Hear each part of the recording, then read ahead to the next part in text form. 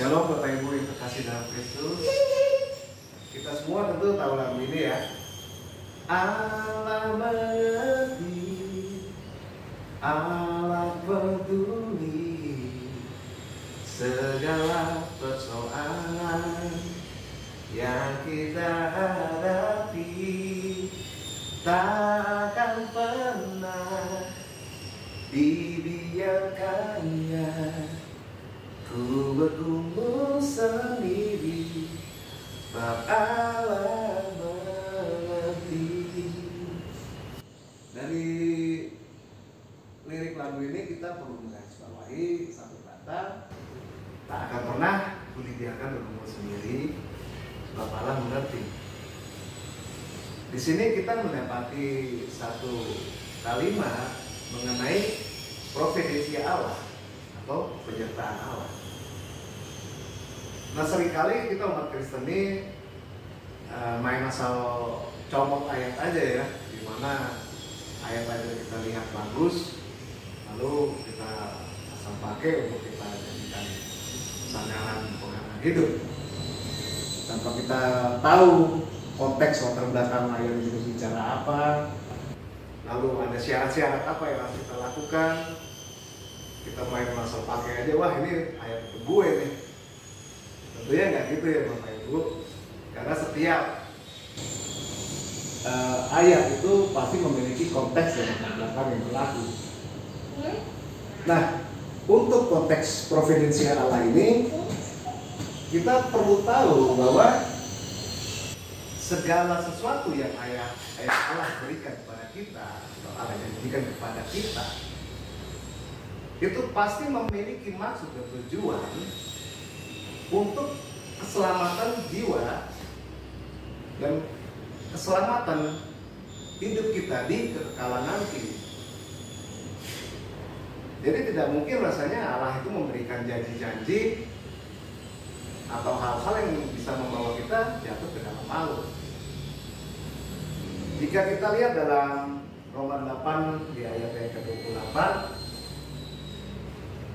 disebutkan Allah turut bekerja dalam segala sesuatu untuk mendatangkan kebaikan bagi mereka yang mengasihi Dia, yaitu bagi mereka yang terpanggil sesuai dengan rencana Allah. Dari ayat ini kita harus memahami bahwa Allah memang berjanji bahwa Dia akan turut bekerja dalam segala sesuatu.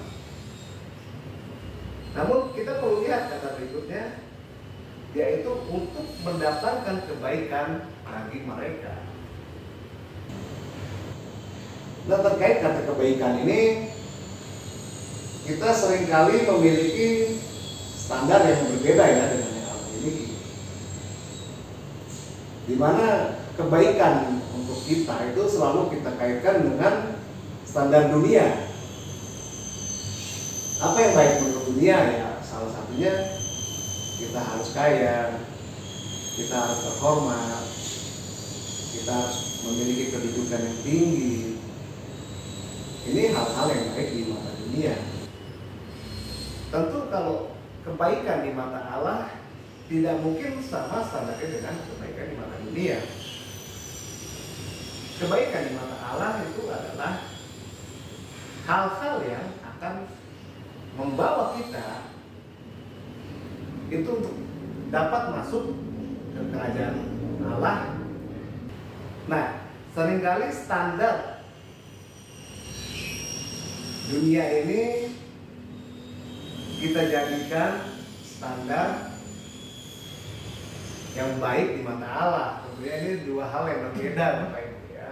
Dimana untuk kebaikan di mata Allah tentunya adalah hal-hal yang akan membawa kita masuk dalam rencana Allah, dan tujuannya itu pasti untuk keselamatan jiwa kita. Dan ada kata lanjutan di situ, yaitu bagi mereka yang terpanggil sesuai dengan rencana Allah. Nah, dari sini kita tahu bahwa untuk dapat meraih janji penyertaan Allah, maka kita memiliki sebuah kewajiban untuk menjalankan rencana atau kehendak Allah. Dan kita semua tentu tahu bahwa kehendak Allah itu agar kita semua tidak binasa dalam maut ya.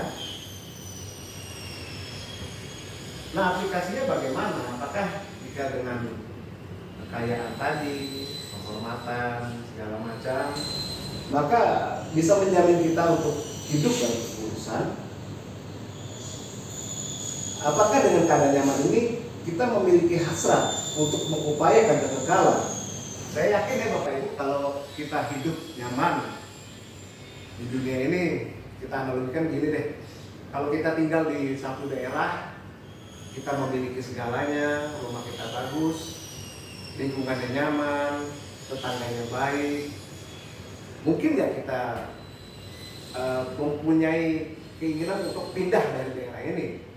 Rasanya nggak mungkin ya. Kalau kita nyaman di satu daerah, nggak mungkin kan kita mau pindah. Nah, sama halnya dengan jika kita hidup nyaman di dunia ini, jika kita memiliki segalanya, jika kita kaya, jika kita hormat, saya rasa nggak ada lagi tuh hasrat kita untuk mencari kekekalan kita nanti.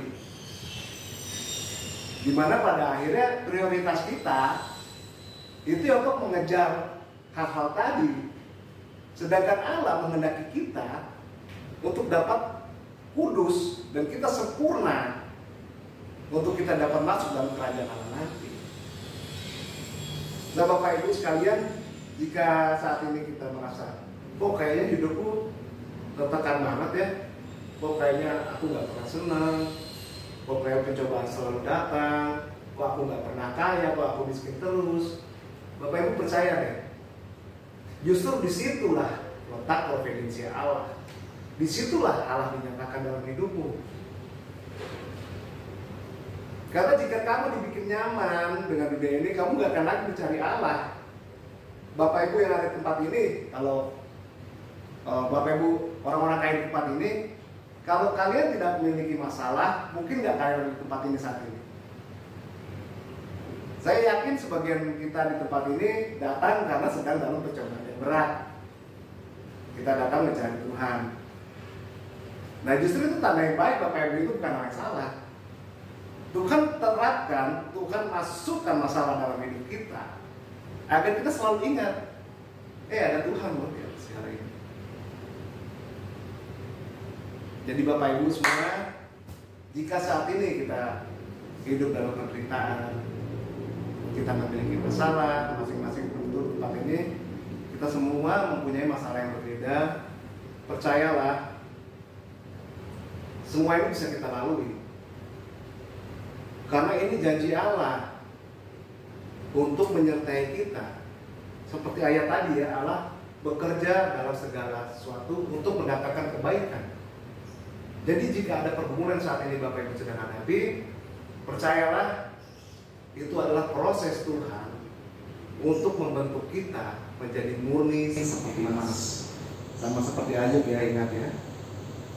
Ya Bapak Ibu, jika kita sekarang merasa tertekan, depresi, jangan. Percayalah Tuhan bersama kita, dan percayalah di dalam hidupmu Tuhan dinyatakan. Haleluya. Amin.